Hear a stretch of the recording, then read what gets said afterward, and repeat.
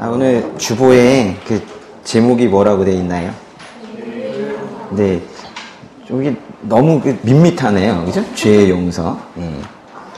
거기다 제목을 한번 더 써보겠습니다. 예. 원래 제목은 그게 아니었고 조금 더 길었는데요. 예.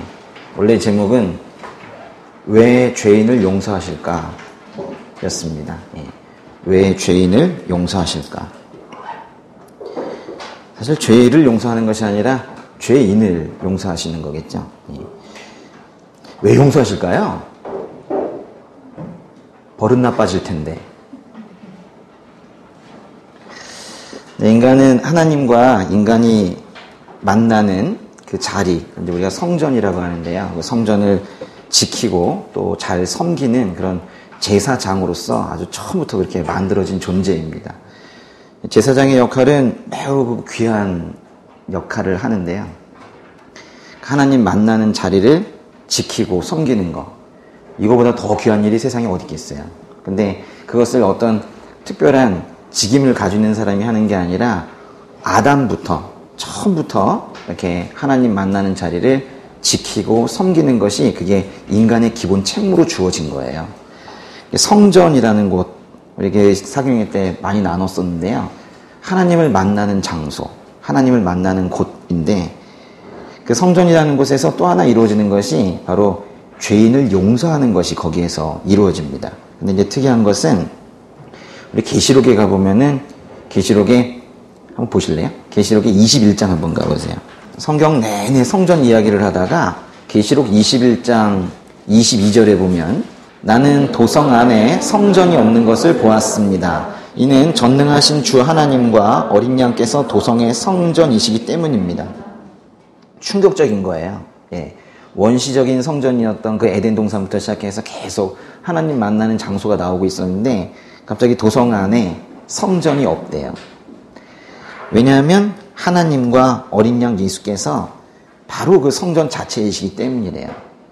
그런 반면에 또 고린도전서 잠깐 가보세요. 고린도전서의 3장 16절. 여러분은 자신이 하나님의 성전인 것과 하나님의 성령께서 여러분 안에 계시는 것을 알지 못합니까? 또 성도들을, 즉 우리를 또 성전이라고 하세요. 그럼 도대체 무엇이 성전인 거예요? 그러니까 건물은 성전이 아닌 게 확실합니다. 예수님께서 성전이시고 그 성도가 성전이면, 잘 보세요. 예수님과 성도가 성전인데 예수님과 성도가 어디에 있어요? 여기 있고 여기 계시잖아요. 그러니까 예수님의 영이 이 안에 계시고 우리가 또 그 영과 성령과 함께 있으니까 바로 예수님도 성전이시고 우리도 성전이라는 게 상충되지 않는 말이네요. 그죠? 둘 다 맞는 말이죠. 그러니까 성령을 이 마음에 모시고 또 이 성령께서 일하실 수 있게 하고 또 성령께서 말씀하시면 항상 듣고 따르고 이렇게 살면 우리가 바로 우리 자체가 성경이 말하는 성전이 되는 거예요. 그러면 이제 우리 안에서 아주 우리는 잘 못 느낄 수 있어도 아주 역동적인 일들이 일어나게 되는데요. 우리 이 안에 성전에서 구약 성경에 있었던 그 많은 일들이 있죠. 그런 것들이 이 안에서 다 일어나는 거예요. 예전에 성전이 하고 있었던 기능들이 이 안에서 다 일어나는 거예요. 예수님을 만나는 것, 하나님을 만나는 것도 죄가 용서되는 것. 그 성전의 가장 큰 기능이었던 두 가지, 하나님을 만나고 또 죄가 용서되는 것이 이 안에 성령께서 계시는 이 성전에서 다 이루어지는 거예요. 성경을 관통하는 큰 주제, 그 성전에 대해서 우리가 사경에 하는 동안에 아주 많이 봤었는데요. 사실 성전 이야기를 제가 다 마무리를 못했어요. 원고가 더 남아 있습니다. 그래서 앞으로 계속 할 건데요. 진짜 성전이신 주님께서 다시 오시는 그날까지 아무래도 성전 이야기는 계속해야 될 것 같아요. 최초의 성전이었던 에덴 동산에서 이제 하나님과의 만남이 있었는데요. 그랬지만은 또한 성경을 관통하는 아주 기분 나쁜 주제인 마귀에게 속아서 인간이 죄를 짓고 말았습니다. 인간은 하나님의 말씀을 있는 그대로 받아들이지 않고 왜곡해서 받아들이고 또 하나님은 항상 선하시다라는 이 절대적인 진리, 이것을 의심했고 그래서 하나님에 대한 불순종과 그 불신앙으로 결국 인간이 타락하고 말았습니다. 우리는 죄인입니다. 어쩌다 죄인이 된 게 아니라 그 본성에 죄를 가지고 태어나는 거예요. 그리고 또 살면서 또 죄를 짓습니다. 우발적으로 짓기도 하지만 실은 그것도 잘 보면 그것 또한 이 속에 자기도 모르게 지었다고는 하지만 실은 사람의 내면 저 깊은 곳에 이미 가지고 있었던 죄의 인자가 사실 발현된 거나 마찬가지예요. 그런데 더 참혹한 것은 우리가 종종 고의적으로도 죄를 짓고 있다는 거예요. 에베소서 잠깐 가볼게요. 에베소서 2장으로 가보겠습니다. 2장 1절부터 3절 시작. 여러분 또한 여러분의 허물과 죄로 죽은 사람들이었습니다. 그때 여러분은 이 세상 풍속을 따라 허물과 죄 가운데 살았고 공중의 권세 잡은 자, 곧 지금 불순종하는 아들들 가운데 활동하고 있는 영을 따라 살았습니다. 그때는 우리도 다 그들 가운데 속해 육체와 마음이 원하는 것들을 행하며 육체의 욕망대로 살았습니다. 우리도 그들과 마찬가지로 태어날 때부터 진노의 자녀들이었습니다. 1절에서 죽은 사람들이라는 말이 나오는데요. 죽은 사람들이었다는 것은 인간들이 영적으로 보면 죽은 상태로 태어났다는 거예요. 그러니까 우리가 생명을 얻어서 뭔가 살아남는 듯한 느낌이 태어남의 이미지인데 실제로는 아니라는 거예요. 우린 태어나면서부터 영적인 면에서 보면 죽은 상태로 태어난다는 거예요. 그러니까 인간이라는 이 존재는 처음 태어날 때부터 하나님의 선하신 요구에 하나님께서 원하시는 대로 그 요구에 응하지 못하게 태어나고 응할 마음도 없이 태어나고요. 또 하나님을 진정으로 기쁘시게 할 수도 없고 그렇게 하려고 하지도 않는 상태로 태어난다는 거예요. 국어사전에서 허물이라는 것은 잘못 저지른 실수를 말하지만 성경에서 말하는 허물은 그 정도가 아닙니다. 거기 1절에 허물이란 말이 있잖아요. 그렇죠? 허물과 죄로 죽은 사람들. 성경에서 말하는 허물이라는 것은 하나님께서 하라고 하시는 건 하지 않고 하지 말라고 하시는 건 오히려 하는 거. 이게 허물이에요. 하나님께서 하라고 하시는 건 하지 않고 하지 말라고 하시는 건 오히려 하는 것. 이것을 허물이라고 합니다. 바로 불순종이죠. 주인의 명령을 거역하는 겁니다. 죽어 마땅한 반역이죠. 또 죄라는 거요.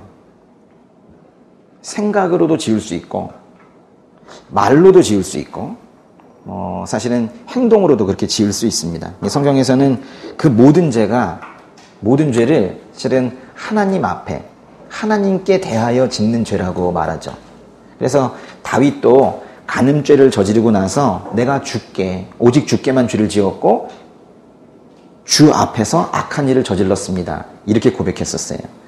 근데 이제 우리는 세상 풍속을 따라, 즉 세상이 다 그러하듯이 허물과 죄 가운데 살아오고 있었고 계속 그렇게 경험을 해왔는데 우리는 불순종의 아들들이며 그 안에서 활동하고 있는 그 마귀를 따라서 또 여태까지 살아왔어요. 즉 공중 권세 잡은 자, 마귀의 종이 되어서 살아왔어요. 그래서 여기 좀 전에 읽은 말씀의 3절 끝에 보시면은 우리는 태어날 때부터 진노의 자녀들 그랬잖아요. 이걸 이제 개역개정 버전에서는 본질상 진노의 자녀라고 부르는데요. 태어날 때부터 진노의 자녀들이라는 우리말 성경의 번역이나 본질상 진노의 자녀이라고 하는 개역개정 번역이나 두 개 다 알고 계셨으면 좋겠어요. 두 개 다 참 번역을 잘한 것 같아요. 우리는 태어날 때부터 진노의 자녀였고 본질상 진노의 자녀였습니다. 곧 타락한 상태에서 태어났어요. 그래서 다윗도 하나님께만 죄를 지었다고 고백을 한 뒤에 그 계속 이어서 말하기를 나는 분명히 죄 가운데서 태어났습니다. 내 어머니가 죄 가운데 나를 잉태했습니다. 이렇게 고백을 했거든요. 저와 여러분 누구도 여기에서 이 다윗의 이 고백을 부정할 수 있는 사람은 없어요.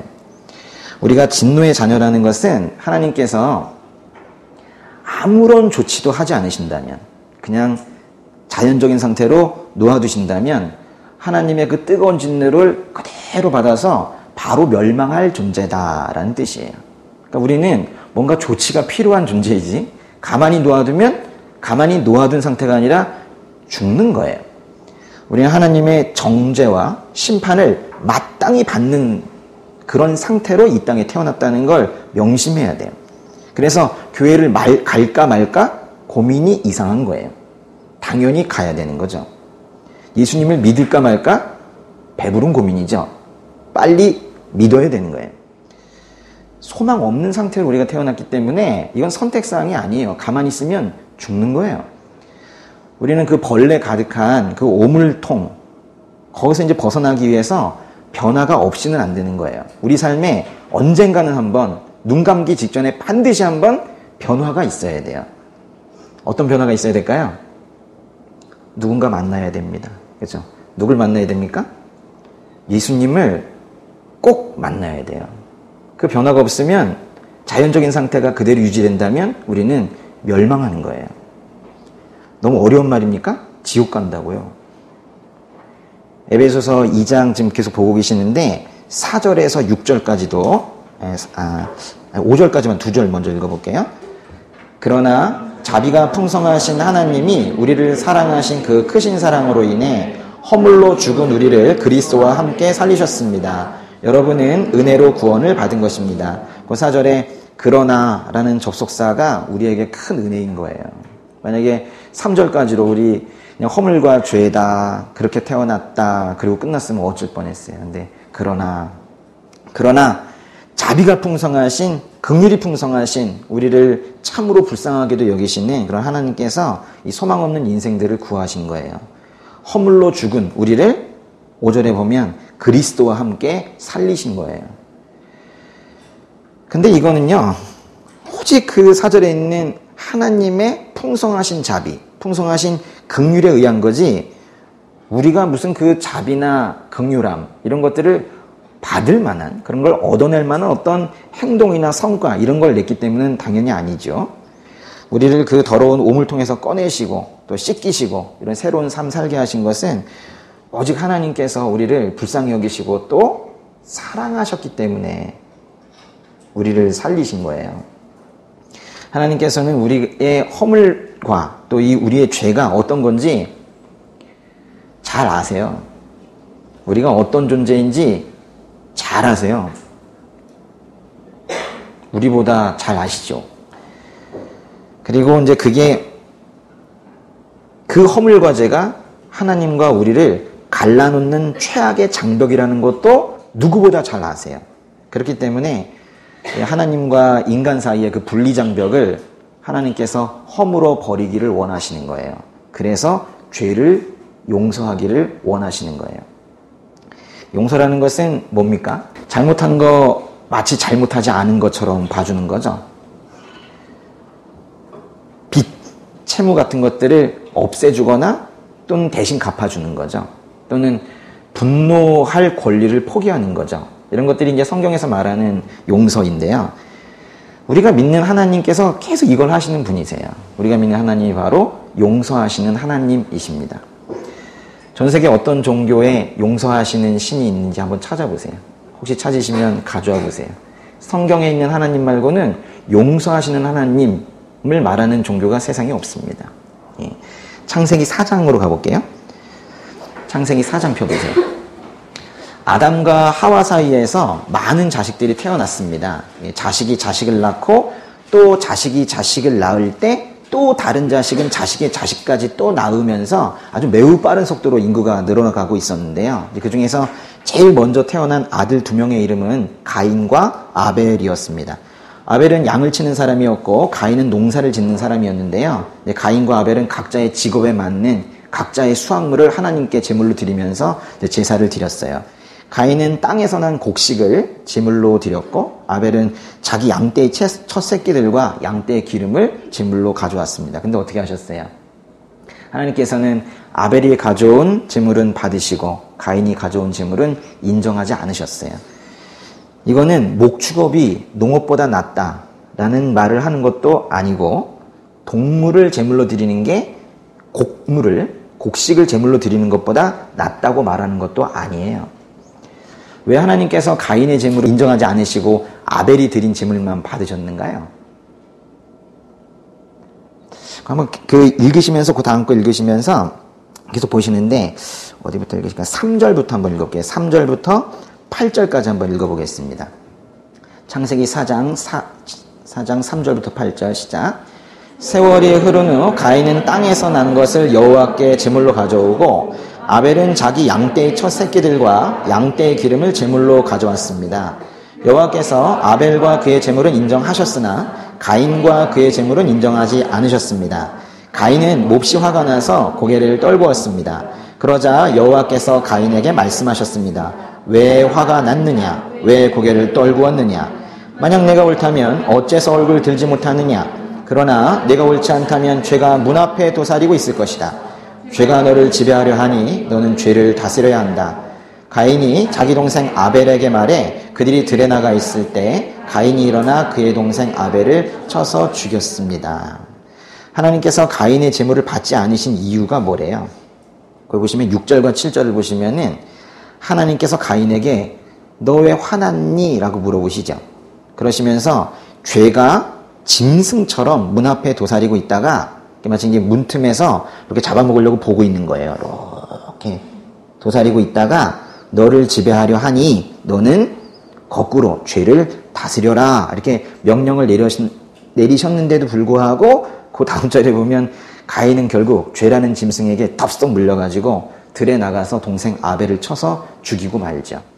이게 이제 성경에서 발견되는 이제 최초의 살인 사건인데요.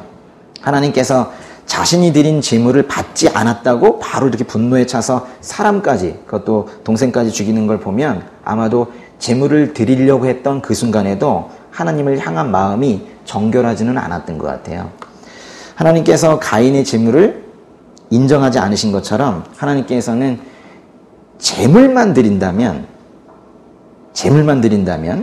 하나님께서는 받지 않으시는 것 같아요. 중요한 게 뭔지 히브리서에서 한번 답을 찾아보겠습니다. 잠깐 히브리서 11장으로 갈게요. 저 뒤쪽에 있는데요.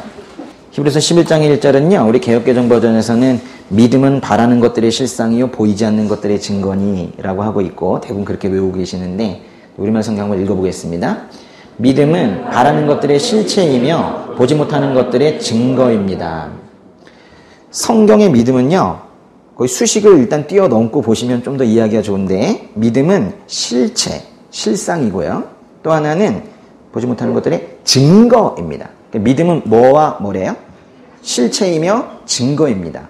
말하자면 아주 실체가 있는 것이고 증거인 것이지 모호한 기대감이 아니라는 거예요. 모호한 게 아니라는 거예요. 성경의 믿음은 왜 실체이고 증거이냐면 단순히 바라는 게 이루어지는 게 아니고 하나님께서 약속하신 것을 하나님께서 실제로 행하실 것을 확신하는 것이기 때문에 그래서 실체이고 증거예요. 만약에 제가 반드시 뭘 해드리겠습니다. 이러면 그건 절대로 여러분이 믿으면 안 돼요. 저는 능력도 없고 의지도 없고 부족하고 그런데 능력 있으시고 의지 있으시고 신실하신 그 하나님께서 약속하시고 하시겠다고 하니까 그걸 우리가 믿는 거예요. 확고하게 믿는 거예요. 그래서 그걸 우리가 믿음이라고 하거든요. 성경의 믿음은 그것이 믿어지지 않는데도 믿습니다. 이러면서 정신통일로 믿는 게 그렇게 애쓰는 게 아닌 거예요. 너무나도 당연하게 하나님께서 그걸 왜 못하셔? 이래서 믿는 게 믿음이거든요. 그래서 이게 실체이고 증거래요. 근데 거기 보시면 보이지 않는 것들의 증거다 그랬는데 보이지 않는 실제이신 하나님께서 하셔도 우리가 믿는다는 거예요. 하나님은 우리를 버리지 않으실 거예요. 하나님은 우리를 떠나지 않으실 거예요. 우리를 결코 버리지 않으시고 우리를 결코 떠나지 않으실 그 하나님께서 또한 신실하셔서 약속을 어기질 않으세요. 또한 능력이 있으셔서 모든 것을 행하실 수 있으세요. 그러셔서 하나님께서 그 모든 약속을 행하실 거예요. 그거를 어떻게 알아요? 조금만 관찰력이 있으면은 삶의 모든 순간순간에 하루에도 수십 번, 수백 번씩 그렇게 우리에게 확인시켜 주시고 계시고 또 이미 예수님을 통해 십자가와 그 빈 무덤을 통해서 이미 증명해 주셨거든요. 그래서 이제 우리는 보이지 않는 실제이신 하나님, 제가 좀 뭐라 그랬습니까? 이게 참 이게 거룩한 표현입니다, 이게. 보이지 않는 실제. 실제는 실제 존재하시는 거거든요. 보이지 않는 실제. 이 말 자체를 이해할 수 있는 건 크리스천밖에 없을 거예요. 보이지 않는데 어떻게 실제지? 네. 보이지 않는 실체. 이신 이 하나님이시지만 우리는 보이지 않아도 오히려 실체와 증거와 확신과 담대함으로 우리가 오히려 믿고 있는 거거든요. 그 히브리서 지금 11장 펴놓으셨잖아요. 거기에 4절 읽어보겠습니다. 믿음으로 아벨은 가인보다 더 나은 제사를 하나님께 드렸고 이로써 그는 의롭다는 인정을 받았습니다. 하나님께서 그의 예물에 대해 인정해 주셨습니다. 그는 죽었지만 믿음으로 여전히 말하고 있습니다. 제물을 드릴 때 중요한 건 믿음이었네요. 제물을 드릴 때 무엇으로 드려야 돼요? 믿음으로 드려야 했네요. 그 창세기 4장의 비밀이 믿음이었네요. 제사 자체가 아니라 믿음이었네요. 믿음이 동반된 제사이어야 했네요. 마음을 함께 드리는 예배이어야 했네요. 마음을 다 드리는 그런 예배이어야 했네요. 아벨은 믿음으로 제사를 드렸고 그래서 하나님께서는 아벨을 의롭다고 인정을 하셨습니다. 우리는 이렇게 가인과 그 아벨의 이야기를 통해서 믿음이 뭔지도 한번 더 생각해 보셨으면 좋겠고 영과 진리로 드리는 예배가 도대체 무엇인지 그 실체에 대해서도 좀 더 고민해 보셨으면 좋겠고 그렇습니다. 다시 창세기 4장으로 다시 돌아가 볼게요. 그런데요. 다시 창세기 4장으로 돌아가 보시면은 이 이야기의 후반부에 더욱 놀라운 이야기가 있습니다. 하나님께서 이 살인자 가인을 어떻게 대하고 계시는지 그 얘기를 보면 참 놀랍습니다. 저는 지금도 사실 기억을 하는데요. 누군가 생애 처음으로 창세기 4장을 읽게 되는 날이 있겠죠. 누구나 있겠죠. 창세기 4장까지는 다 읽으니까요.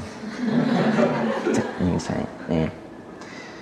제가 지금도 생생하게 기억을 하는데, 제가 이제 처음으로 성경이라는 거를 이제 보고, 이렇게 넘기다가 이 4장을 보는데, 뭐 앞부분은 이해가 되더라고요. 예, 그런데, 뒤쪽으로 가면 갈수록 제가 예상한 거랑 좀 다르게 이야기가 전개가 되어 가는 거예요.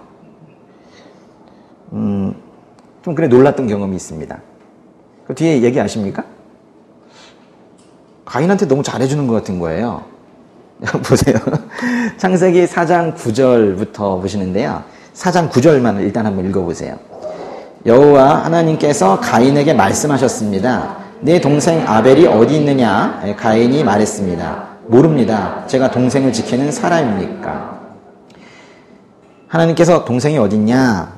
몰라서 물으셨겠어요? 가인에게 물었는데 가인이 몰라요? 그런 거죠. 제가 동생이나 지키고 있겠어요? 이렇게 퉁명스럽게 얘기한 거죠.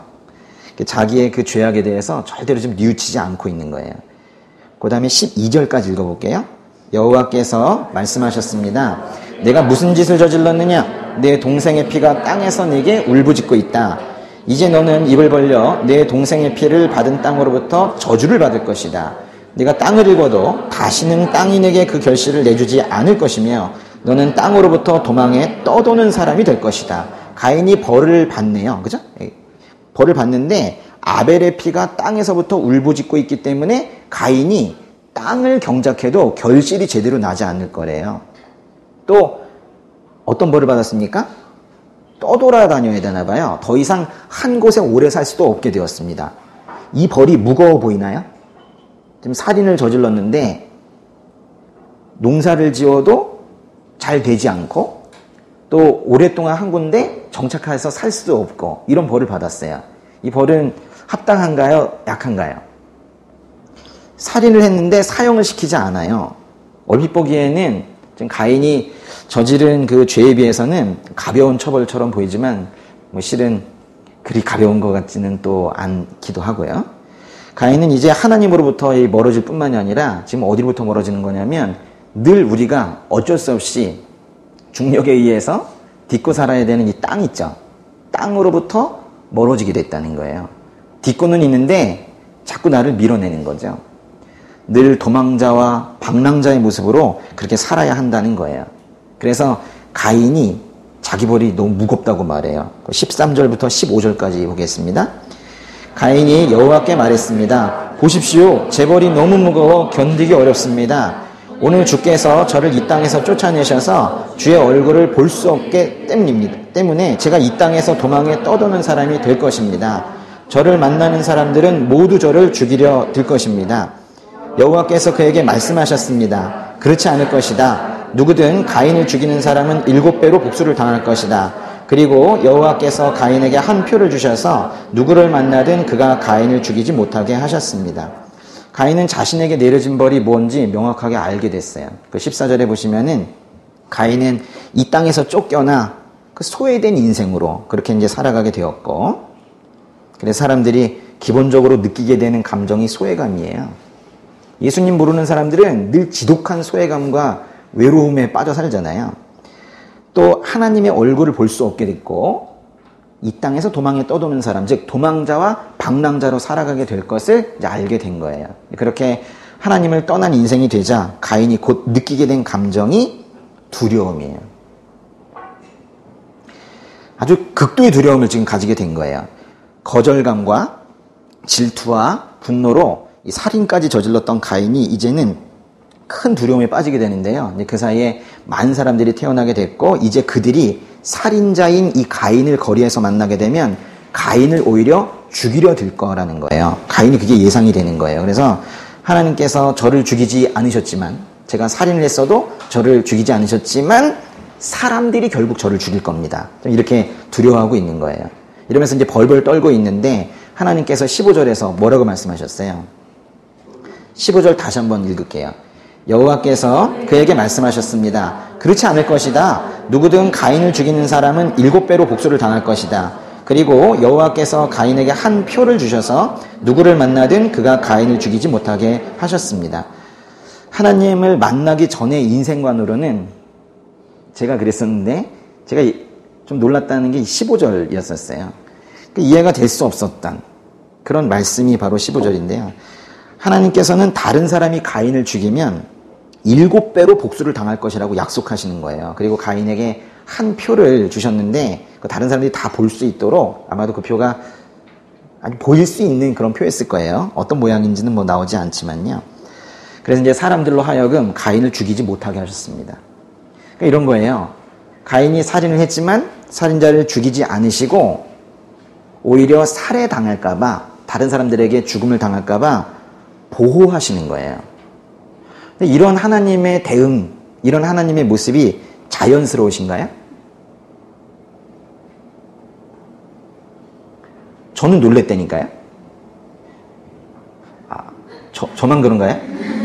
여긴 다 따뜻한 마음이시고 저는 되게 상당히 악하네요. 그래요. 사람은 범죄했고, 사람이 범죄하면 그 이제 합당한 벌을 받는 게 맞을 거예요. 근데 하나님께서는 참 그 범죄한 인생들이 뭐가 이쁘다고 늘 용서하시고 그 인생을 계속 살게 하실까요? 하나님께서는 이스라엘 백성들을 이집트의 노예 생활에서 이제 구원해 내신 이후에, 그 이후에는요, 아예 공식적으로 대놓고 말씀하세요. 이제 죄를 용서할 거야. 이렇게 말씀하세요. 심지어 그래서 죄를 용서하는 제사를 아예 만들어 주시죠. 레위기 4장으로 가겠습니다. 그래서 아예 속죄제, 이게 죄를 용서하는 제사라는 뜻인데요. 속죄제라는 제사를 만들어 주셨어요. 레위기 4장 1절부터 4절까지 일단 읽어볼게요. 여호와께서 모세에게 말씀하셨습니다. 이스라엘 백성들에게 다음과 같이 말하여라. 누구든지 여호와께서 하지 말라고 명하신 것을 하나라도 우발적으로 범해 잘못을 저질렀을 때는 이렇게 해야 한다. 만일 기름 부음 받은 제사장이 죄를 지어서 그의 죄 때문에 백성이 손해를 입었다면 그는 그가 저지른 잘못으로 인해 흠없는 황소를 속죄제물로 여호와께 드려야 한다.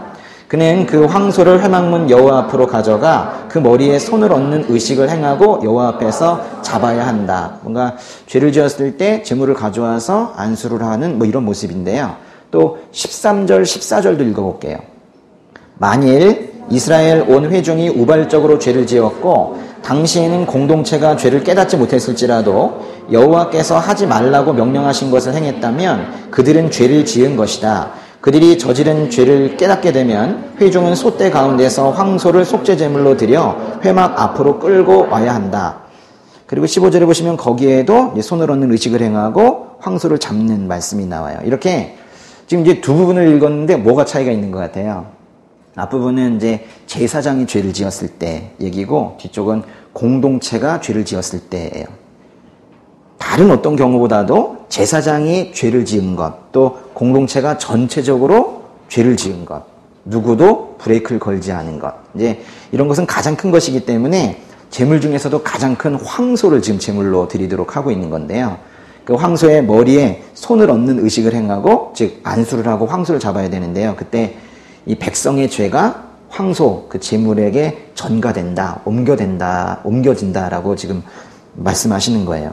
특이한 것은 이렇게 이제 황소를 제물로 바치면서 그 피가 나오잖아요. 그 피를 그 지성소와 성소를 구별하는 거 있거든요. 이제 성막이 이렇게 있으면요, 그 안에 성소가 있어요. 하나님의 임재가 있다라는 이 성소.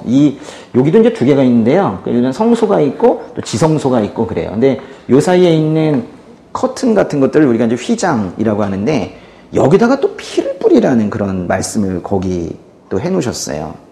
5절, 6절 읽어보세요. 5절, 6절 보시면은 기름 부음 받은 제사장은 그 예물의 피를 취해 회막으로 가지고 들어가야 한다. 그 제사장은 자기 손가락으로 피를 찍어 성소 휘장 앞 여호와 앞에 7번을 뿌려야 한다. 16절, 17절도 읽어보세요. 기름 부음 받은 제사장은 황소의 피를 회막 안으로 가지고 들어가야 하며 그는 자기 손가락에 그 피를 찍어 성소 휘장 앞 여호와 앞에 7번을 뿌려야 한다. 성소 휘장 앞에 피를 뿌린대요. 왜 뿌릴까요?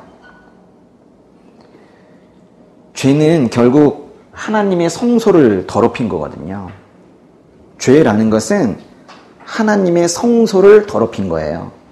성막 안에서도 성소가 하나님을 만나는 곳인데, 다른 말로 하면 죄는 하나님을 만나는 곳을 더럽힌 거거든요. 죄는 하나님을 만나는 곳을 더럽힌 거거든요. 그래서 거기를 정결하게 해야 되는데요. 그래서 피를 뿌리는 거예요. 여기가 더러워지면요, 하나님을 만나는 곳이 더러워지면 그 죄로 인해서 하나님과 사람의 관계가 멀어지려고 하기 때문에 그 성소를 다시 깨끗하게 하셔서 사람과 다시 가까워지려고 하시는 거예요. 그리고 이제 그 제물을 다 제단에서 모두 불태웁니다. 그렇게 하면 20절 보세요. 20절에 보시면 어떻게 되는가? 같이 읽을까요? 그는 속죄 제물로 바친 황소에게 행한 것처럼 그렇게 그 황소에게 행해야 한다. 제사장이 그들을 위해 속죄를 하면 그들은 용서받게 될 것이다. 거기 뒤에 22절을 보면 지도자가 죄를 지으면 23절처럼 흠없는 순염소를 제물로 가져와야 되고, 27절에 보면 또 평민 가운데 한 사람이 죄를 지으면 28절처럼 흠없는 암염소를 제물로 가져와야 하고, 이들도 다 역시 죄가 용서가 됩니다. 그래서 누가 어떠한 이유로 죄를 지었느냐에 따라서 아주 상세하게 제사 방법을 따로따로 알려주셨어요. 31절도 한번 읽어볼게요. 그리고 그 모든 기름을 화목제물에서 기름을 제거한 것 같이 그는 그 예물의 모든 기름을 떼어내고 여호와께서 좋아하시는 향기를 내도록 그것을 제단에서 태워야 한다. 제사장이 그를 위해 속죄를 하면 그의 죄가 용서가 될 것이다. 35절도 한번 읽어볼게요.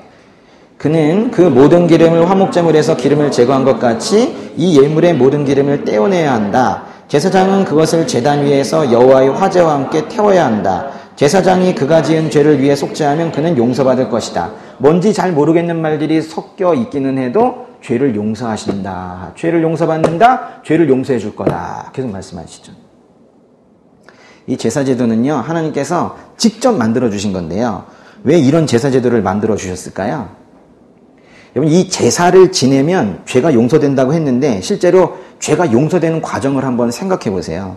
황소, 숫염소, 암염소, 암양 등을 여기 제물로 드리라고 되어 있는데 그들의 머리에, 황소의 머리에 손을 대면 정말로 나의 죄가 여기 팔을 이렇게 타고 황소에게로 갑니까?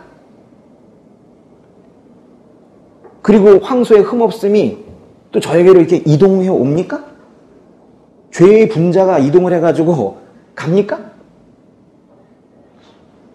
그리고요, 여기 아까 정결하게 한다고 피를 뿌렸다고 그랬는데, 여러분 집에 거 뭐 세탁하실 때 피 뿌리세요?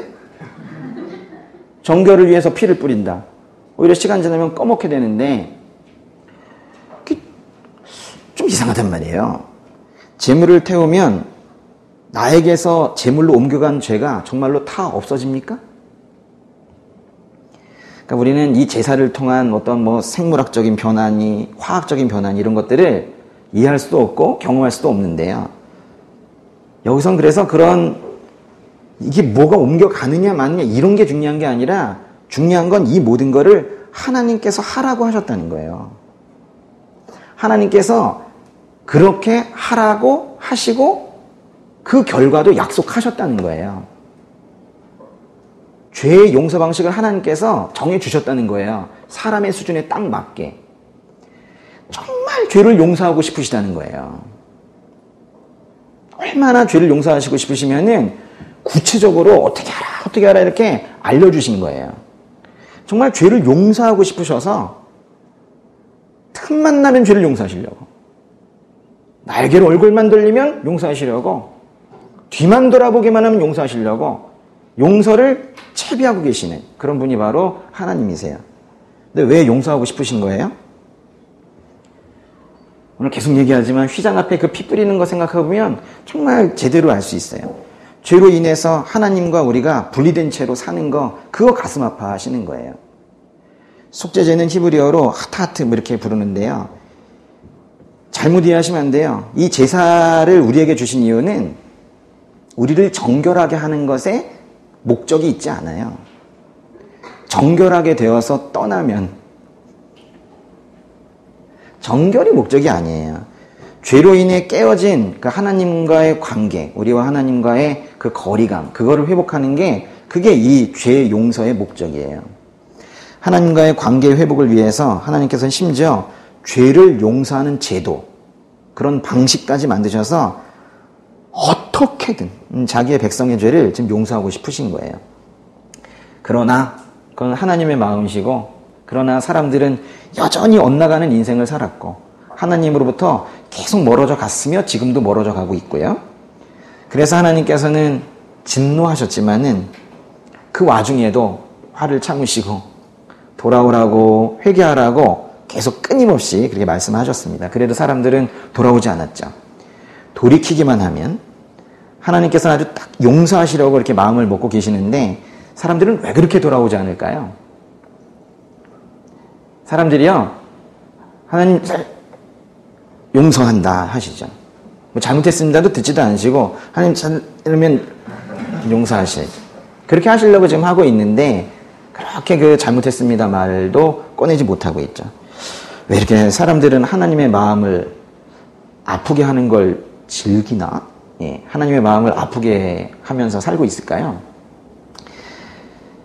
그러니까 이제 하나님도 아시는 거예요. 아이고, 안 되는구나, 이게.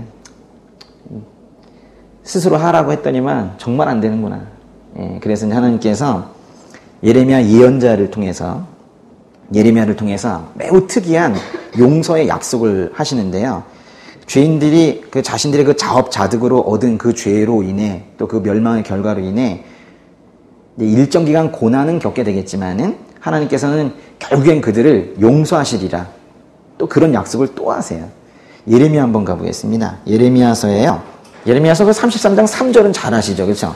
너는 내게 부르짖으라. 그리고 이제 부르짖고 말지요. 그 뒤에를 잘 안 읽으세요. 근데 거기 정말 뒤에 귀한 말씀이 있습니다. 그 33장에요. 6절부터 8절까지 6, 7, 8 한번 읽어볼게요. 그러나 보라, 내가 이 성읍에 건강과 치유를 가져올 것이다. 내가 그들을 치료해 그들에게 풍성한 번영과 안정을 드러내 볼 것이다. 내가 유다의 포로와 이스라엘의 포로를 돌아오게 하고 그들을 처음과 같이 세울 것이다. 그들이 내게 저지른 모든 죄악을 내가 그들에게서 씻어내고 그들이 내게 저지른 모든 죄악과 나에 대한 반역을 내가 용서할 것이다. 하나님께서는 그 백성들을 치유하시고 하나님과의 만남이 이루어지던 원래 그 고향으로 돌아오게 하실 것이고 그리고 죄를 용서하실 것이래요. 그 죄악을 사하실 것입니다. 근데 말씀이 놀라운 게요. 거기 보시면은 모든 죄악을 용서하실 거래요. 맞지요? 8절 보세요. 모든 죄악을, 모든 죄악과 그랬잖아요. 죄와 허물 가운데 태어난 인간이 저지른 그 허다한 죄를 모두 용서하실 것이라는데요. 거짓말한 죄, 비방한 죄, 그런 거 하나하나 뭐 탐욕의 죄, 그렇게 용서하시는 게 아니라 지금 모든 죄악을 용서하시겠다라고 그렇게 약속하시는 거예요. 그래서 이 말씀을 보면은 이게 단순히 바벨론 포로로 끌려갔다가 이스라엘 백성들이 귀환하게 되는 그 정도 약속이 아닌 거예요. 모든 죄의 용서를 위해서는 속죄제를 1000번도 더 드려야 될 것 같은데요. 근데 어떻게 모든 죄를 그렇게 용서하실 수 있으신가? 조금 더 뒤쪽에 가시면 33장에 15절, 16절 보세요. 15, 16절 읽겠습니다. 그날에 그리고 그때에 내가 다윗에게서 한 의로운 가지가 나오게 할 것이니 그가 이 땅에서 정의와 의를 실행할 것이다. 그날에 유다가 구원을 얻고 예루살렘이 안전하게 살게 될 것이다. 여호와 우리의 의, 이것은 그의 이름이다. 다윗의 후손에서 정의와 의를 실행하실, 그리고 이름이 여호와 우리의 의가 되실 한 분을 보내셔서 그 모든 죄의 용서를 이루실 것이라고 약속하시는 거예요. 그래서 황소 1000마리, 양 10,000마리로의 피를 뿌리고 제단에서 태워도 할 수 없었던 그 모든 죄의 용서를 예수님께서 십자가 제단에서 피를 흘리고 죽게 하심으로 이루신 거예요. 속죄제의 제사 방식을 하나님께서 정하시고 그렇게 하면, 사람들이 이렇게 따라하면 죄를 용서하겠다고 약속하신 것처럼 예수님을 통한 그 죄의 용서도 하나님께서 정하신 그 십자가의 방식대로 그대로 이루신 거예요. 이렇게 하나님의 용서는 재물과 관련이 되어 있어요. 이전에는 어떤 재물을 드렸어요? 반드시 재물이 있어야 됩니다. 죄의 용서에는. 속죄제를 드리면서 황소나 염소나 양을 제물로 바쳤다면 이제는 이미 십자가에서 바쳐진 하나님의 어린 양 예수로 인해 드려졌기 때문에 그 예수로 인해 더 이상 우리가 소나 양을 끌고 제단으로 가지 않아도 돼요. 이제는 이제 그렇게 하나님께서 우리의 죄를 용서하시려고, 그래서 우리와 하나님과의 관계를 회복시키려고 한 그 일과 그것을 하신 하나님의 그 선하신 의도를 신뢰하고 믿음으로 받아들이기만 하면 돼요. 제물은 반드시 드려야 되는데 이미 드려졌단 말이에요. 그래서 그거를 이제는 믿음으로 받아들이기만 하면 된다는 거예요. 그럼 그 이 안에서 조금 전에 읽었었던 레위기 4장이 이 안에서 다 일어나게 되는 거예요. 예수님께서 십자가에서 죽으셔서 속죄 제물이 되셨다는 것을 믿으면, 그래서 우리도 제물을 드렸다는 것을 깨닫고 그 제물로 인하여 하나님께서도 당당하게 우리의 죄를 용서하셨다는 사실을 믿는다면, 그러면 죄 용서가 이루어지는 거예요. 매우 중요한 말씀을 드렸는데 다시 한번 말씀드릴게요. 예수님께서 십자가에서 죽으셔서 제물이 되셨다는 것을 믿고, 그래서 우리가 아무것도 안 한 것이 아니라, 사실 한 건 없는데, 우리 대신이긴 하지만 하나님께서 우리 대신이니까 우리가 드렸다고도 말해도 되는데, 참 말이 참 힘들어요. 우리는 한 게 없는데 어쨌거나 우리도 제물을 드렸다는 것을 깨닫는 게 중요해요. 우리 대신 드려주셨으니까. 그리고 그 제물로 인해서 하나님께서도 당당하게 우리의 죄를 용서하셨다는 것을 믿으면 그때 죄 용서가 이루어진다는 거예요. 우리가 이렇게 그냥 가만히 앉아있는 것 같지만 제물을 드렸다고요. 하나님께서 아브라함에게 그 외아들 이삭을 제물로 바치라고 말씀하신 적이 있으시죠. 네, 그때 아브라함이 하인 2사람과 아들 이삭을 데리고 하나님께서 말씀하신 장소로 갔어요. 거기 가서 이제 이삭을 묶어놓고 번제를 드리려고, 태우는 제사를 드리려고 그렇게 했는데요. 이삭은 자기가 제물이 될 줄 몰랐죠. 그래가지고 아버지한테 묻는 거예요. 아빠, 저기 나무도 있고 불도 다 있는데 제물은 어디 있어요? 자기가 탈 줄은 모르고 그렇게 이제 물어봤죠. 이제 이삭이 아브라함에게 물은 질문인데, 실제로 인간이 하나님께 물을 수 있는 뭐 가장 위대한 질문 중에 하나이기도 합니다. 한번 찾아볼게요. 창세기에요. 22장 7절. 써놓으셔도 돼요. 인간이 할 수 있는 가장 위대한 질문. 네. 정말로 위대한 질문인데요. 한번 읽어보겠습니다. 이삭이 자기 아버지 아브라함에게 말을 걸었습니다. 아버지, 아브라함이 대답했습니다. 왜 그러느냐 내 아들아. 이삭이 말했습니다. 불과 나무는 여기 있는데 번제로 드릴 양은 어디 있나요? 번제로 드릴 양은 어디 있나요? 이게 가장 위대한 질문이에요. 근데 이 질문에 아브라함이 자기도 모르게 대답을 한 건지 또는 예언을 한 건지 모르겠지만 그 다음 절에서 이렇게 대답을 합니다. 8절 읽어볼까요? 아브라함이 대답했습니다. 내 아들아, 번제로 드릴 양은 하나님께서 친히 준비하실 것이다. 두 사람은 함께 계속 길을 갔습니다. 그래서 이제 제단이 있는 곳에 도착해가지고 아브라함이 이삭을 묶었고 그리고 이제 손에 칼을 들고 죽이려고 할 때 하나님의 천사가 고마해라 하셨고 정말 하나님께서 제물을 따로 준비하신 것을 보게 되었습니다. 그게 13절과 14절인데요. 참 중요한 말씀이에요. 13절, 14절 같이 읽어볼게요. 아브라함이 눈을 들어보니 순양 한 마리가 덤불에 뿔이 걸려 있었습니다. 아브라함은 가서 그 양을 잡아 자기 아들 대신 번제물로 드렸습니다. 그리고 아브라함은 그곳을 여호와 이레라고 불렀습니다. 그래서 오늘날까지도 사람들이 여호와의 산에서 준비될 것이다 라는 말을 합니다. 여호와 이레가 무슨 뜻입니까? 아마도 성경에 그 각주가 달려있는 것들도 있어요. 뭐래요? 여호와께서 준비하신다. 그렇게 하나님께서 직접 제물을 준비하실 것이다. 덤불, 수풀에 뿔이 걸려있는 순양 한 마리가 오실 것이다. 자발적으로 속죄제물이 되실 것이고 우리 죄를 대신하여 죽으실 것이다 라는 거예요. 거긴 지금 이삭이 예수님을 보이게 하는 게 아니고요. 이삭이 예수님의 그림자가 아니고 바로 이 덤불에 뿔이 걸려있는 순양 한 마리가 바로 예수님의 그림자예요. 골로새서로 한번 가보겠습니다. 저 신약이에요. 골로새서 1장으로 가보세요. 1장에요. 21절과 22절 읽어보겠습니다. 21절, 22절 시작. 전에 악한 행실로 단절되고 마음으로 원수가 됐던 여러분을 이제는 그리스도의 죽으심으로 인해 그분의 육신의 몸으로 화목하게 하셔서 여러분을 거룩하고 흠이 없고 나무랄 것이 없는 사람들로 하나님 앞에 세우고자 하셨습니다. 바울이 터키의 서남부 지역에 있는 골로새에 있는 교회에 편지를 쓰면서 예수님께서 이루신 화목이 교회에 어떤 의미를 가지는지를 말하는 맥락에서 한 말인데요. 그거 보시면 전에는 악한 행실로 단절되고 전에는 악한 행실로 멀리 떠났다는 게 그런데 사람은 그래서 죄로 인해서 하나님으로부터 단절되고 소외된 인생을 살게 되었고 심지어는 하나님께 마음으로 원수가 되어 있었대요. 마음이 밀어내는 거예요. 그래서 제물을 바치고 성소이장에 피를 뿌리듯이 하나님과 죄인을 화해시키는 제물이 이전에 필요했었는데 그분이 이제는 오셨다는 거예요. 그 역할을 하시는 분이 오셨다는 거예요. 그분이 예수 그리스도이시다라는 말씀이에요.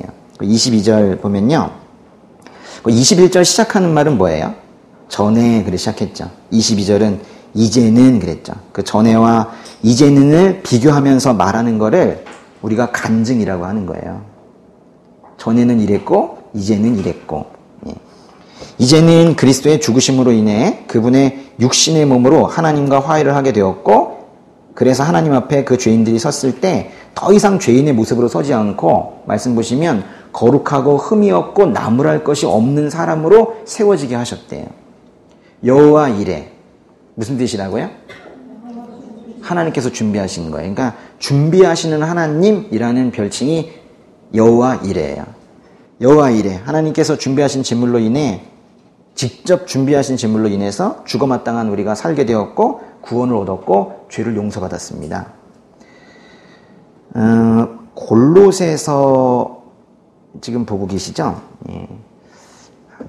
하나만 더. 그 앞쪽에 잠깐 하나 볼게요. 골로새서요 1장 14절도 읽어보겠습니다. 골로새서 1장 14절 시작. 하나님 아들 안에서 우리는 구속 곧 죄사함을 받았습니다. 와, 그죠? 그래서 예수님 안에서 우리가 죄사함을 받았대요. 이렇게 용서된 죄는 예수 그리스도께서 십자가로 가져가세요. 그 죄를. 그래서 거기서 완전하게 값을 지불하신 것이기 때문에 다시는 우리를 정죄할 수가 없습니다. 로마서라는 책으로 가보겠습니다. 로마서에요. 8장으로 가보세요. 32, 33, 34 읽어보겠습니다. 자기 아들을 아끼지 않으시고 우리 모두를 위해 내어주신 분께서 어떻게 아들과 함께 모든 것을 우리에게 은혜로 주지 않으시겠습니까? 누가 하나님께서 택하신 자들을 고소할 수 있겠습니까? 의롭다고 인정하신 분은 하나님이십니다. 누가 정죄하겠습니까? 죽었을 뿐 아니라 살리심을 받으신 분은 그리스도 예수이십니다. 그분은 하나님 오른편에 계시며 우리를 위해 간구하십니다. 용서된 죄에 대해서 누구도 다시는 정죄할 수 없는 이유는 하나님께서 의롭다라고 선언하셨기 때문이에요. 하나님께서 의롭다고 선언하셨는데 감히 누가, 심지어 자신도 정죄할 수 없다는 거예요. 사탄도, 원수도, 심지어 자기도 절대로 정죄할 수 없다는 거예요. 함부로 하나님께서 의롭다 하시고 용서한 그 사람을 함부로 정죄하지 말라는 거예요. 함부로 유죄 선고 내리지 말라는 거예요. 하나님께서 어떤 일들 뭐 하나하나가 아니라 그 사람 자체를 의인으로 선언하셨기 때문에 누구도 그 선언 이후에는 그 사람을 정죄할 수 없다는 거예요. 그 누구도에 자기가 들어가 있다는 걸 꼭 알아야 돼요. 심지어 자신도 자기를 함부로 정죄할 수 없다는 거예요. 그건 죄인의 입장에서 보면 사실은 상당히 민망한 상황일 수도 있습니다. 저는 여전히 이 모양인데 제 삶을 보면 여전히 처참한데 어떻게 저를 의인이라고 이렇게 칭하십니까? 그러면 이제 하나님께서 말씀하시는 거예요. 내가 완전히 대가를 치렀다. 내가 재물을 준비했잖니. 이렇게 말씀하시는 거거든요. 이렇게 이제 죄를 용서받은 사람들은 그래서 자기 정죄가 없어지고 그러면 다른 사람에게도 그것을 적용하면서 다른 사람들도 정죄하지 않고 그렇게 이제 살다 보면요. 과거를 잊고 미래를 바라볼 수 있게 돼요. 그러니까 죄의 문제가 해결이 되지 않고 정죄감의 문제가 해결이 되지 않으면 그저 과거와 지금 현재의 고난에 머물러 있죠. 미래를 바라보지 못하는 거예요. 꿈을 가져라. 됩니까? 이 죄의 문제가 해결이 되지 않으면 꿈도 없어요. 미래로 한 발짝도 생각이 나아가지 못하는데 무엇을 하겠어요? 그래서 죄의 문제는 반드시 해결이 돼야 돼요. 정죄감에서 벗어나면 자유를 얻게 되죠. 자유함. 이렇게 예수 믿는 자들은 예수님의 단 한 번의 속죄로 심지어는 과거와 현재와 그리고 미래의 죄에 대해서도 다 그 모든 죄를 용서받은 사람들이에요. 그렇지만 다시 또 죄를 짓게 되는 경우가 있어요. 그러면 또 여전히 죄책감에 빠지게 되고 하나님과의 교제가 서먹해지죠. 그렇기 때문에 이 정체성으로는 죄를 용서받은 사람인데 이런 사람이 다시 죄를 짓게 되면 어떻게 해야 되는 거예요? 일단 당황하죠, 우리가. 그죠? 난 분명히 하나님의 선언으로는 죄를 용서받은 사람인데 그게 나의 그저께 언제 뭐 이렇게 지었던 죄를 용서하시는 게 아니라 이 전체를 그리고 나의 과거와 현재 미래의 모든 죄를 다 용서하셨다는 것인데 그런데도 나에게 죄가 나타나고 있을 때 당황하죠. 그러면서 그럼 그런 순간은 어떻게 해야 돼요? 아우 당황스러워. 뭔가 이게 괴리가 자꾸 생기는 거죠. 그럴 때 그게 좀 심해지면 구원에 대한 의심도 하고 그러잖아요. 예수님께서 마지막 식사 자리에서 제자들의 발을 씻겨주시면서 뭐라고 하셨어요? 베드로가 발만 씻겨주지 마시고 그럼 저는 손과 머리까지도 이렇게 오버하시자 예수님께서 이미 목욕한 사람은 온몸이 깨끗하기 때문에 발밖에는 씻을 필요가 없다 그렇게 말씀하셨잖아요. 근데 여기에서 이 말씀에서 초점은 발만 씻는다는 거에 초점이 있는 게 아니라 계속 씻어야 되는 게 있다라는 걸 말씀을 하시는 거예요. 그 씻는 방법을 하나 알려드릴게요. 요한 1서로 가보세요. 요한 1서. 죄를 용서받은 자가 죄 가운데 섰을 때 그 당황스러운 상황에 직면했을 때 어떻게 해야 되는가? 요한일서 1장 9절. 만일 우리가 우리의 죄를 자백하면 하나님은 신실하고 의로우신 분이시므로 우리 죄를 용서하시고 모든 불의에서 우리를 깨끗하게 해주실 것입니다. 뭘 해야 되는 겁니까? 죄의 자백을 해야 되는 거예요. 비유적으로 발 씻는 부분이 있죠. 그것을 우리가 해야 되는데요. 그게 바로 죄의 자백이에요. 죄의 용서와 관련해서 중요한 게 또 있습니다. 어쩌면 이게 가장 중요할지도 모르는데요. 누가복음으로 한번 가보세요. 누가복음의 7장. 누가복음 7장 36절. 일단 7장 36절 한 절만 일단 읽어보겠습니다. 한 바리새파 사람이 예수를 저녁 식사에 초대했습니다. 그래서 예수께서는 그 바리새파 사람의 집으로 들어가 식탁에 기대어 앉으셨습니다. 그 바리새파 사람, 바리새인 이렇게 짧게 쓰기도 하는데요. 이 바리새파라는 거는 유대교예요. 여러 분파 중에 그 세 개 분파가 있었는데 그냥 유대교 분파 중에 하나예요. 그러니까 유대교 쪽이다 이렇게 생각하시면 충분하고, 한 바리새파 사람이 그 뒤쪽에 말씀을 계속 읽어보면 이름이 시몬이라는 사람인데요. 그 시몬이라는 그 바리새인이 예수님을 식사에 초대를 한 겁니다. 아마도 그 유대교의 그 회당 예배가 끝나고 저녁인지 이렇게 식사를 초대한 것 같아요. 근데 이 식사에요, 초대를 받지 않은 한 여인이 찾아옵니다. 근데 이거는 그 당시에는 그렇게 어색한 일은 아니었다고 그래요. 예. 근데 이 여인을 개역개정에서는 죄를 지은 한 여자 이렇게 표현을 했는데, 이 여인은 아마도 예수님을 이미 알고 있었던 것 같아요. 그래서 예수님께서 이 바리새인 집에 가셨다고 하니까 예수님을 만나기 위해서 일부러 찾아온 거예요. 분명히 어딘가에서 예수님의 말씀을 들었어요. 군중 어딘가에서 저 멀리에서 예수님께서 말씀하시는 걸 들었어요. 그것에 이미 감화되었고 믿음이 생겨서 직접 찾아온 거예요. 이건 제 예상이지만은 그런 장면이 있었거든요. 그 사람들이 너무 많아서 예수님의 이제 치유를 받으려고 지붕을 뚫고 지붕 위에서 중풍병자를 이렇게 내려보내는 그런 장면이 있었거든요. 그때 예수님께서 그 중풍병자에게 내가 죄를 용서받았다, 네 병이 나았다 이렇게 말씀하지 않으시고 죄를 용서받았다 그렇게 말씀하셨거든요. 그리고 사람들이 웅성거리고 하니까 너희들은 내가 땅에서 죄를 용서하는 권세를 가지고 있음을 알아야 한다 이렇게 또 말씀하셨어요. 그때 이제 사람들이 성경에 말하기를 다 놀라고 찬양하고 또는 두려워했다 그랬어요. 근데 그 찬양하고 놀라고 두려워하는 그 무리 중에 분명히 그 이 여인이 있었을 것이라고 저 혼자 생각하고 있는데요. 네. 이제 아는 거죠. 예수님이 어떤 분인지. 그래서 이제 죄 많은 인생으로 살아왔는데 죄를 용서하는 권세를 가진 분이 오셨다는 거예요. 인생에 대한 관심이 없으면 이게 그리 놀랍지 않을 수 있지만 죄 많은 인생으로 어떻게 살아야 될지 모르겠는데 죄를 용서하시는 분이, 죄 용서의 권세를 가지신 분이 오셨대요.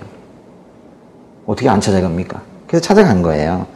예수님으로부터 죄 용서의 선언을 듣고 싶은 거예요. 여인아, 너의 죄가 용서되었다. 그 중풍병자에게 했던 그 선언을 듣고 싶은 거예요. 그래서 간 거예요. 남들은 손가락질 했을지 모를 어떤 일로 또 돈을 벌기도 했어요. 근데 그게 아닌 거예요. 그건 인생이 아닌 거예요. 이 여인은 그 인생의 찌든 때처럼 켜켜이 묻어있는 그 죄들을 씻어내고 싶은데 그게 몸을 여러 번 씻는다고 되는 게 아니라는 걸 안 거예요. 그래서 예수님을 찾아간 거죠. 그 여인이 예수님을 만나는 장면을 보세요. 거기 37절, 38절 읽어보겠습니다. 그 마을에 죄인인 한 여자가 있었는데 예수께서 그 바리새파 사람의 집에 계시다는 것을 알고는 향유가 든 옥합을 가지고 와 예수의 뒤로 그 발 곁에 서서 울며 눈물로 그분의 발을 적셨습니다. 그리고 자신의 머리카락으로 발을 닦고 그 발에 자신의 입을 맞추며 향유를 부었습니다. 이 여인은요, 예수님에게서 하나님의 임재를 느끼고 있는 것 같아요. 구원자를 만났을 때 그 감격과 감사와 경외함으로 지금 눈물이 한없이 흘러내리고 있는 거예요. 근데 눈물이 얼마나 많이 흘러내리는지 예수님의 발을 적셨대요. 그러자 머리카락으로 그 발을 닦고 그 발에 입을 맞추고 향유를 부었습니다. 아마 제일 당황한 건 여인이었을 거예요. 자기 눈에 그렇게 많은 눈물이 있는지 몰랐을 거예요. 그래서 한없이 흘러내리는 거죠. 죄 많은 인생을 예수님께서 내치지 않으시고 안아주셨다는 것을 깨달았던 그날 있으시죠?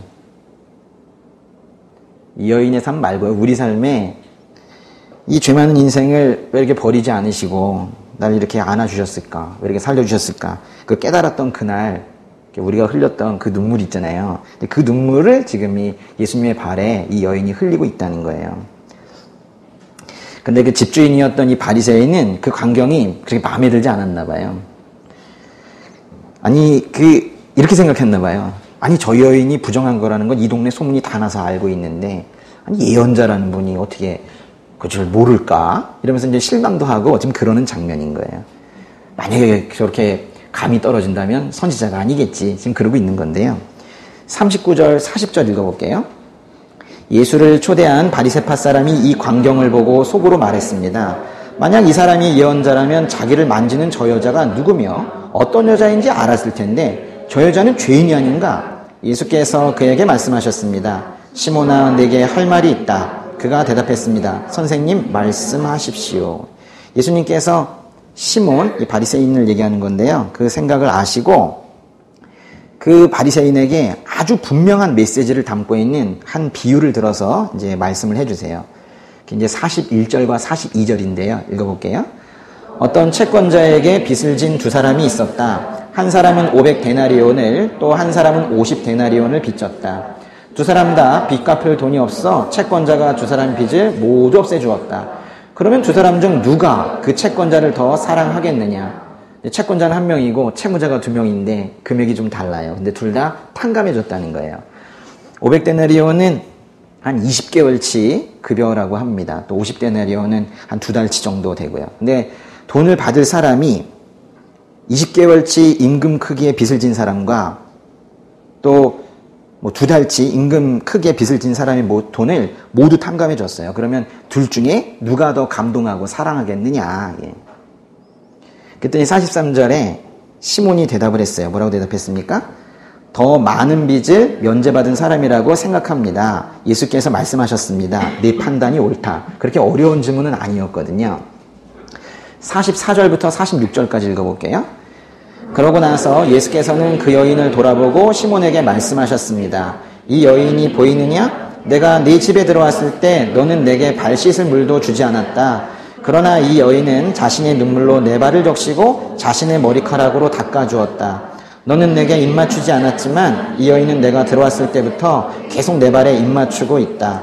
너는 내 머리에 기름을 부어주지 않았지만 이 여인은 내 발에 향유를 부어주었다. 시몬은 더 많은 빚을 면제받은 사람이 채권자를, 더 많은 빚을 면제받은 사람이 그 채권자를 더 많이 사랑한다고 대답을 했는데요. 예수님께서 그 집에 오셨을 때 발 씻을 물도 주지 않은 이 시몬과 눈물로 발을 적시고 머리카락으로 자신의 발을 닦아준 여인을 지금 비교하고 계시는 거예요. 좀 더 단순하게 말씀드리면 사랑이 없는 시몬과 사랑이 많은 여인을 지금 비교하고 계시는 거예요. 47절부터 50절까지도 읽어볼게요. 그러므로 내가 내게 말한다. 이 여인은 많은 죄를 용서받았다. 그것은 이 여인이 나를 많이 사랑했기 때문이다. 그러나 적게 용서받은 사람은 적게 사랑한다. 그러고 나서 예수께서 여인에게 말씀하셨습니다. 네 죄들이 용서받았다. 식탁에 함께 앉아있던 사람들이 수군거리기 시작했습니다. 이 사람이 도대체 누군데 죄까지도 용서한다는 것인가? 예수께서 여인에게 말씀하셨습니다. 네 믿음이 너를 구원했다. 평안히 가거라. 그중에 그 47절 말씀은 어려운데요. 그럼 보세요. 용서와 사랑이라는 단어가 나왔는데 보세요. 용서받았기 때문에 사랑한다는 건가요? 사랑했기 때문에 용서받았다는 건가요? 한번 토론을 한번 해보실까요? 이게 뭐가 맞는 거예요? 문장의 구조상 선후관계가 어려워 보여도 이거는 용서받았기 때문에 사랑했다라는 거예요. 그 비유가 딱 그거기 때문에요. 용서받았기 때문에 사랑했다. 예요. 사람이 더 많이 용서를 받을수록 더 많이 사랑할 거라는 그런 의미예요. 사랑은 그러니까 뭐예요? 용서의 결과죠. 그러니까 우리가 먼저 어떻게 예수님을 사랑해요? 생각해 보세요. 그죠? 우리가 예수님을 사랑하는 것은 용서받고 그제서야 뒤늦게 깨닫고 그리고 사랑하는 거잖아요. 이걸 뭐 다행이라고 해야 하는지는 모르겠지만은 저는 주님께 용서받을 게 참 많아서 주님 따라가는 길 말고는 다른 길 생각해 볼 겨를이 없는 것 같아요. 네. 죄 용서하시고 살려주셨는데 그리고 그분이 이쪽이다 하시며 앞서 걷고 계시는데 저는 다른 길로 가겠습니다 하면서 뭐 어리석고 고단한 길을 굳이 가려고 할 필요도 없고 사실 뭐 가고 싶은 생각도 없고 그렇습니다. 이 여인도 그랬겠죠. 남들은 심지어 뭐 창녀라고 조롱을 했어도 이 여인은 자기 현재 몰골이 어떻든 사람들이 손가락질을 하든 말든 자신을 용서해 주신 그 예수님 앞에서 자신이 드릴 수 있는 모든 예배를 눈물을 흘리면서 거기서 드리고 있었던 거예요. 이 말씀에서 가장 놀라운 부분은 바로 그 예수님께서 죄 많은 여인의 죄를 용서하셨다는 거예요. 예수님께서 죄를 용서하시는 권한을 가지고 계신 분이시라는 거예요. 그러자 그 49절에 식탁에 앉아있던 사람들이 뭐라고 수군거렸어요? 이 사람이 도대체 누군데 죄까지도 용서한다는 것인가? 이건 사실 예수님이 누구신가라는 질문과도 같은 건데요. 이 사람이 도대체 누군데 죄까지도 용서한다는 것인가? 그게 지금 식탁에 있는 사람들만이 하는 질문입니까? 그게 아니라는 거예요. 이 질문을 수도 없이 하고 있다는 거예요. 심지어는 믿음을 갖기 시작했다는 사람들도 이 질문을 계속하고 있는 거예요. 이 사람이 도대체 누군데 죄까지도 용서한다는 것인가? 성경이 말하는 것은 예수님께서 죄를 용서하실 권한이 있으시다라는 거예요. 여기에서 시작이 되지 않으면 그 이전의 모든 것들이 아무 의미가 없어지는 거예요. 이스라엘 백성들이 광야 생활을 할 때 그 성막의 성소에서는 하나님을 만날 수 있었어요. 그리고 또 여기서 하나님 만날 수 있었고 죄의 용서의 제사도 드릴 수 있었습니다.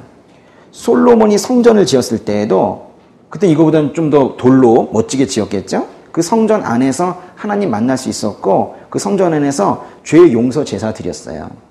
우리가 지금 성전 이야기를 계속하고 있는 이유는 이제는 성전 그 자체이신 예수님께서 죄를 용서하시는 분이기 때문에 성전 이야기를 하는 거예요. 진짜 성전이신 예수님 이야기를 하고 있는 거거든요. 성전은 죄 용서를 위해서 희생제물을 드리도록 하나님께서 정해주신 곳이었습니다. 정해주신 장소. 근데 이제 우리는 예수님에게서 죄 용서를 발견하게 되는 거예요. 다만 이런 천막으로 되어 있거나 또는 돌로 되어 있는 그런 성전과 예수님에게서 다른 점이 있어요. 여기는 그냥 단순한 장소일 뿐이죠. 제물은 다른 곳에서 가져와야 되거든요. 근데 예수님은 그 안에서 죄 용서가 이루어질 뿐만이 아니라 예수님 자신이 바로 속죄 제물이 되셨단 말이에요. 예전에 성전은 하나님과 만나는 곳이었는데 예수님은 성전보다 더 크셔서 하나님을 완전히 만나게 하시는 분이에요. 그게 하나님을 만나는 곳인데 예수님은 하나님을 완전히 만나게 하시는 분이라고요. 성전은 죄 용서가 성전은 죄 용서가 이루어지는 곳인데 예수님은 성전보다 더 크셔서 죄 용서를 완전히 이루시는 분이세요. 천이나 돌로 만든 성막, 성전이 아닌 이제 우리는 예수님에게서 하나님과의 만남도 완전히 경험하고 완전한 죄 용서도 경험하고 사는 거예요. 그래서 죄 용서의 완전한 형태를 이루신 예수님께서 그래서 하신 말씀이 있으세요. 참 놀라운 말씀인데요. 마태복음으로 가보세요. 마태복음의 12장 6절. 왜 성경에 내내 성전 이야기를 하는지를 우리가 알아야 돼요. 마태복음의 12장 6절 같이 읽겠습니다. 내가 너희에게 말한다. 성전보다 더 큰 이가 여기 있다. 예수님께서 하신 말씀이세요. 성전보다 더 큰 이가 여기 있다. 하나님께서는 내 백성의 죄를 용서하기 위해서는 이제 성전으로는 부족하다 말씀하신 거예요. 그래서 성전으로는 불완전하다 하시면서 성전보다 더 크신 분을 우리에게 보내주신 거예요.